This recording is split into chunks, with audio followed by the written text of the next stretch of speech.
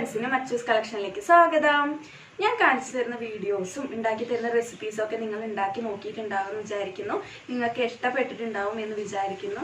ഇന്ന് ഞാൻ വന്നിരിക്കുന്ന ഒരു സിമ്പിൾ സൂപ്പർ റെസിപ്പി ആയിട്ടാണ്. നമുക്ക് പെട്ടെന്ന് തന്നെ നമ്മളുടെ രാവിലത്തെ ചായപലഹാരത്തിനൊക്കെ കൂടെ ഉണ്ടാക്കാൻ പറ്റുന്ന ഒരു സൂപ്പർ ചട്നിയാണ് ഒരു പൊട്ടുകടല തേങ്ങാ ചട്നി. ഞങ്ങളുടെ വീട്ടിൽ എങ്ങനെയാണ് പൊട്ടുകടല തേങ്ങാ ചട്നി ഉണ്ടാക്കുന്നത് എന്ന് നിങ്ങൾക്ക് കാണിച്ചു തരാൻ വേണ്ടി വന്നിരിക്കുകയാണ്. നമുക്ക് എത്രയും പെട്ടെന്ന് തന്നെ നമ്മുടെ വീഡിയോയിലേക്ക് കടക്കാം. നമുക്ക് നമ്മളുടെ പൊട്ടുകടല ചട്നി ഉണ്ടാക്കാൻ തുടങ്ങാം. അതിന് വേണ്ട കൂട്ടുകൾ എന്തൊക്കെയാണെന്നുള്ളത് ആദ്യം നോക്കാം കേട്ടോ.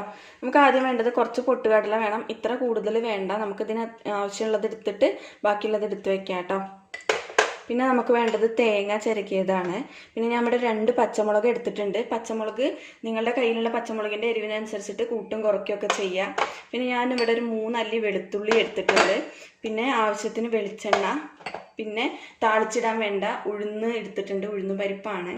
പിന്നെ കറിവേപ്പില, വറ്റൽമുളക്, കടുക്, പിന്നെ ആവശ്യത്തിന് ഉപ്പ്. ഇത്രയും കാര്യങ്ങളാണ് നമ്മുടെ പൊട്ടുകടല ചട്നിക്ക് വേണ്ടി ആവശ്യമുള്ളത്. ഇനി നമുക്ക് ആദ്യം ഈ പൊട്ടുകടലയും തേങ്ങയും പച്ചമുളകും വെളുത്തുള്ളിയൊക്കെ ഒന്ന് അരയ്ക്കണം. അപ്പോൾ അത് ആദ്യം അരച്ചെടുക്കാം കേട്ടോ. ഞാനിപ്പോൾ ഇവിടെ ഒരു മിക്സിയുടെ ജാറ് എടുത്തിട്ടുണ്ട് കേട്ടോ.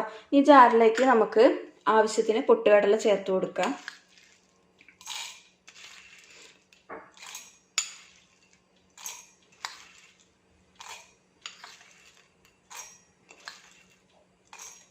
ഞാനിപ്പോൾ ഇത്രയും പൊട്ടുകടല ചേർത്ത് കൊടുത്തിട്ടുണ്ട്. ഇനി നമുക്ക് ആവശ്യത്തിന് തേങ്ങ ചേർത്ത് കൊടുക്കാം.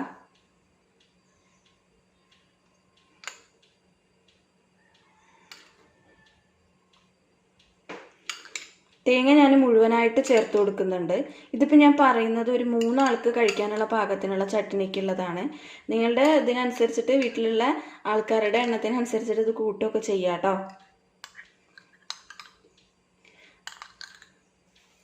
അപ്പോൾ ഞാൻ തേങ്ങ ഫുള്ളായിട്ട് തന്നെ ഇട്ട് കൊടുത്തിട്ടുണ്ട്. പിന്നെ നമുക്ക് ഇട്ട് കൊടുക്കാനുള്ളത് നമ്മൾ എടുത്തു വെച്ചിരിക്കുന്ന 2 പച്ചമുളക് നെടുകെ കീറിയതാണ്. അത് ചേർത്ത് കൊടുക്കുക. പിന്നെ ചേർത്ത് കൊടുക്കാനുള്ളത് ഒരു 3 അല്ലി വെളുത്തുള്ളി ചേർത്ത് കൊടുക്കുക. ആവശ്യത്തിന് ഉപ്പും കൂടി ഇട്ട് കൊടുക്കണം കേട്ടോ. നമുക്ക് വേണ്ട അളവിനുള്ള ഉപ്പും കൂടി ചേർത്ത് കൊടുക്കുക. ഇനി നമുക്ക് എന്ത് ചെയ്യാം, ഇത് നല്ല പോലെ ഒന്ന് വെള്ളം ചേർത്ത് അരച്ച് വരാം കേട്ടോ.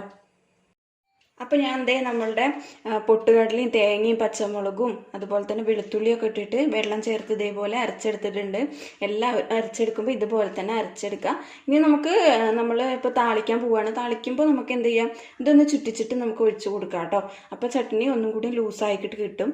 ഞാനിപ്പോൾ ഈ ചട്നിക്ക് വേണ്ടിയിട്ട് ചേർത്തിട്ടുള്ളത് തേങ്ങയുടെയും പൊട്ടുകടലയുടെയും കൂടെ പച്ചമുളകാണ്. പച്ചമുളക് ഇല്ലാന്നുണ്ടെങ്കിൽ നമുക്ക് വറ്റൽമുളക് നമ്മളുടെ എരിവിനനുസരിച്ചിട്ട് എത്ര വറ്റൽമുളക് വേണം എന്ന് നോക്കിയിട്ട് വറ്റൽമുളക് വെച്ച് ചെയ്യാം. ഞങ്ങൾ ഇങ്ങനെയാണ് ഉണ്ടാക്കാറ്.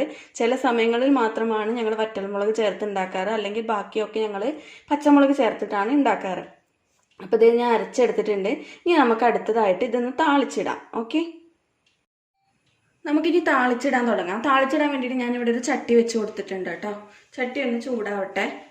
ഗ്യാസ് സിമ്മിൽ വെച്ച് കൊടുക്കുക. എന്നിട്ട് ചട്ടി ചൂടാക്കിയാൽ മതി. നമ്മുടെ ചട്ടി നന്നായിട്ട് ചൂടായിട്ടുണ്ട്. ഇനി നമ്മൾ എടുത്ത് വെച്ചിരിക്കുന്ന വെളിച്ചെണ്ണയിൽ കുറച്ച് വെളിച്ചെണ്ണ ചേർത്ത് കൊടുക്കാം കേട്ടോ. വെളിച്ചെണ്ണ ഇതിവിടെ നന്നായിട്ട് ചൂടായിട്ടുണ്ട്. ഇനി നമുക്ക് എന്ത് ചെയ്യാം, നമ്മൾ എടുത്ത് വെച്ചിരിക്കുന്ന ഉഴുന്ന് പരിപ്പ് ഇട്ട് കൊടുക്കാം കേട്ടോ. കുറച്ച് ഉഴുന്ന് പരിപ്പ് ഇട്ട് കൊടുക്കുക. ഉഴുന്നുപരിപ്പ് കളറൊക്കെ നന്നായി മാറി വന്നിട്ടുണ്ട്. അങ്ങനെ കളർ നന്നായിട്ട് മാറി വന്ന സമയത്ത് നമുക്ക് എന്ത് ചെയ്യാം, നമ്മൾ എടുത്തു വെച്ചിരുന്ന കടുകിട്ട് പൊട്ടിച്ചു കൊടുക്കാം കേട്ടോ.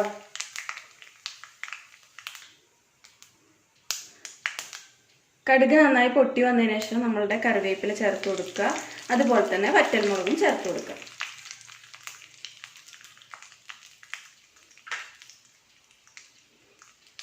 ഇവിടെ നമ്മുടെ കാച്ചണത് ഇവിടെ കഴിഞ്ഞിട്ടുണ്ട്, അതായത് താളിച്ച് കഴിഞ്ഞിട്ടുണ്ട്. ഇനി നമുക്ക് എന്ത് ചെയ്യാം, നമ്മളുടെ ചട്നിയിലേക്ക് ചേർത്ത് കൊടുക്കാം കേട്ടോ. നമ്മുടെ ചട്നി ഞാനൊരു പാത്രത്തിലേക്ക് മാറ്റി വെച്ചിരുന്നു.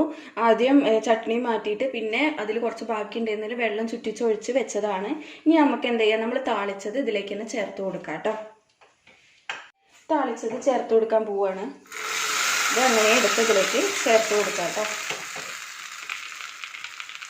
അപ്പോൾ നമ്മുടെ ചട്നി ഇവിടെ റെഡി ആയിട്ടുണ്ട്. ഇനി ഞാൻ എന്നും പറയുന്ന പോലെ തന്നെയാണ്, കുറച്ച് കഴിഞ്ഞിട്ട് ഒരു 2, 3 അല്ലെങ്കിൽ 5 മിനിറ്റ് കഴിഞ്ഞിട്ട് നമുക്ക് എന്ത് ചെയ്യാം, ഇതൊന്ന് ഇളക്കി കൊടുത്തിട്ട് നമുക്ക് കഴിക്കാൻ എടുക്കാവുന്നതാണ് കേട്ടോ. ഞാനിപ്പോൾ ഇതേ ചട്നി നന്നായിട്ട് ഇളക്കി കൊടുത്തിട്ടുണ്ട് കേട്ടോ. അപ്പോൾ ഇങ്ങനെയാണ് നമ്മളുടെ ചട്നിയുടെ അവസാനത്തെ പാകം വരുന്നത്.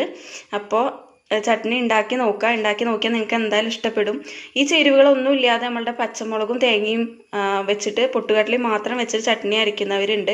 പച്ചമുളകിൻ്റെ പകരമായിട്ട് വറ്റൽമുളക് ചേർക്കുന്നവരുണ്ട്. എല്ലാത്തിനും അതിൻ്റേതായ ടേസ്റ്റാണ് ഉണ്ടായിരിക്കുക. ഞങ്ങൾ ഇങ്ങനെയാണ് ഉണ്ടാക്കാറ്. എല്ലാവരും ഒന്ന് ഉണ്ടാക്കി നോക്കി ഇഷ്ടപ്പെട്ടിട്ടുണ്ടെങ്കിൽ ലൈക്ക് ചെയ്യുക, ഷെയർ ചെയ്യുക, നിങ്ങളെ കമൻറ്റുകൾ കമൻറ്റ് ബോക്സിൽ അറിയിക്കുക. സബ്സ്ക്രൈബ് ചെയ്ത് തൊട്ടടുത്തുള്ള ബെല്ലൈക്കണിൽ ഓൾ എന്നുള്ള ഓപ്ഷൻ ക്ലിക്ക് ചെയ്യുക.